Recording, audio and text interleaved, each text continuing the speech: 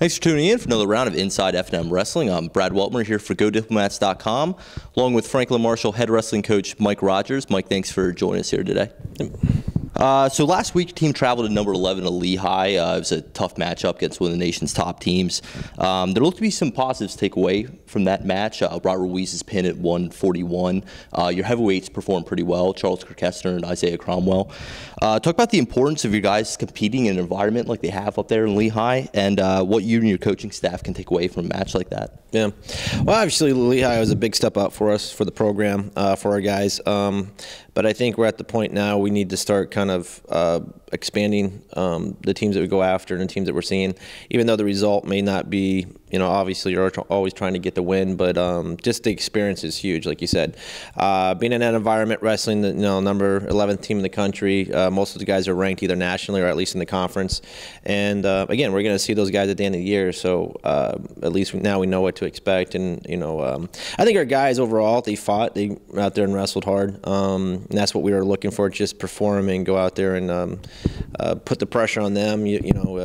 As on paper at least, they were the underdog. So I think our guys went out there and fought. Robert did a nice job going out there and capitalizing on opportunities. And that's a big thing that I think our guys need to take away from that match is when you wrestle a team like that, you can't give them opportunities because they're going to capitalize on them. We had a couple opportunities at some weight classes and we either hesitated or didn't pull the trigger on it, and that was the result. So we really sat back and used it as a learning experience. And Chuck did a great job for us. At 97, he was right in the match. It came down to really an escape and a riding point. That was a big difference. But he's right there in the mix. I think Chuck wrestles at a high pace. He needs to win matches on just keeping a high, we call RPMs, throughout the whole match. And if a couple times he kind of took the foot off the pedal, so to speak, and the Lehigh guy capitalized on him taking breaks. So those are things we're working on, and we threw Isaiah in there at heavyweight. At that point, he was just going for home runs, so he was trying to take the kid to his back. So, but it was a good experience. Isaiah is a senior, and we try to get him in as much as we can, in matches. But overall, like I said, I appreciate Lehigh taking the match for us and allowing us to go down there and wrestle in that environment and provide, that opportunity for our guys. And hopefully we can take that experience going into the next few weeks here. Yeah, and coming up this Saturday, you have another difficult EIWA opponent in Princeton coming to the Mazer Center. Last week, talked about how facing Lehigh would be good preparation for EIWA tournament. Set the process or thought process again for Princeton this Saturday. If you look at the next few weeks, it's Lehigh, Princeton, Bucknell, Drexel. Those are all four teams, that are in our conference that we're going to have to face, and wrestling them back to back. I think it's important late in the season, seeing exactly where we're at and how we measure up.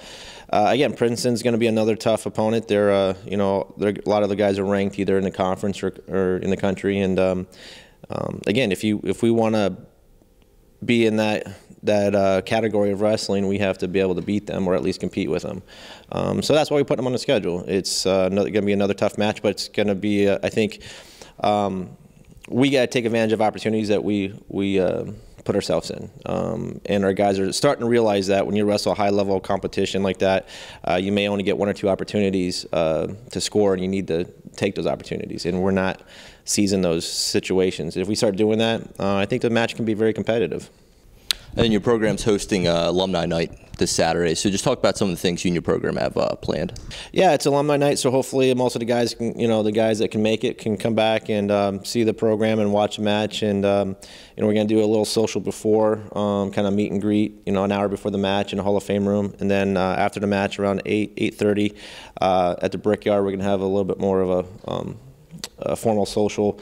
So people can get together and kind of reconnect. And I think it's important for our guys to kind of see the alumni coming back and how important, how excited they are about where the program has started and where it's at now. And I think if our guys can connect with that, I think it's important because it's an emotional thing that they see. We're not just wrestling for us and it's just for the guys here. It's the guys that came before us and the guys who are supporting the program either financially or guys who are supporting the program in other ways. It's important for them to go out there and take pride in that. So hopefully we can get a good crowd for the students and fans, and also a good supporting cast of our alumni. I think that would help our guys wrestle at a different level. You know, if they see the people that are coming in really supporting them, and they have a good crowd behind them, and you know, some of those matches are going to come down to a couple points, and that could be the emotional factor of having a good crowd behind us. And this week, assistant coach Nestor Tafur travels out to Colorado to compete. You're actually going to be heading out there with him, so just talk a little bit about that. Yeah, Nestor's starting his season starts in the spring internationally, and he's going to make a run at trying to make the U.S. team. And this is kind of the first step, his international wrestling freestyle. He went out to Midlands and wrestled there, but that was more folk style. But this is the first freestyle event this season. So we leave actually tonight, Wednesday. He'll weigh in tomorrow, Thursday, and wrestle all day Friday. And then we get on a plane and head right back for Princeton. But I want to support him in that. I want to go out there and help him. Pursue his goals and his dreams too. I think it's important. When we brought him in here with the job, I said we'd definitely support that for him. And I think it's important for our guys to see that too. They see another level, that he's trying to compete at a different level and continuing his career, and seeing how he's training, how he's making his weight. So he's going through a lot of similar processes that these guys are doing, getting ready for competition and training. And I think our guys are learning from that experience too, just watching how he handles himself, how he deals with his weight is, getting his weight down and getting ready for a big time competition just like they are. So I think our guys are really getting a good experience of seeing the inside of what a top athlete does, getting ready for their competition. So, and if they can simulate that, or if they can kind of buy into what he's doing too, I think it's going to benefit our guys. But yeah, as we're going out there, and I'm going to help coach them and do what we can there, and then head back and get ready for our guys. Great. Well, safe travel out there to Colorado, and good luck on Saturday against Princeton. Yeah, thanks. Thank you for tuning in. Be sure to join us next week for a recap of that Princeton match and a look ahead to Drexel on February 7th. Also, be sure to like F&M Wrestling on Facebook, follow them on Twitter, subscribe to the Go Diplomats YouTube page.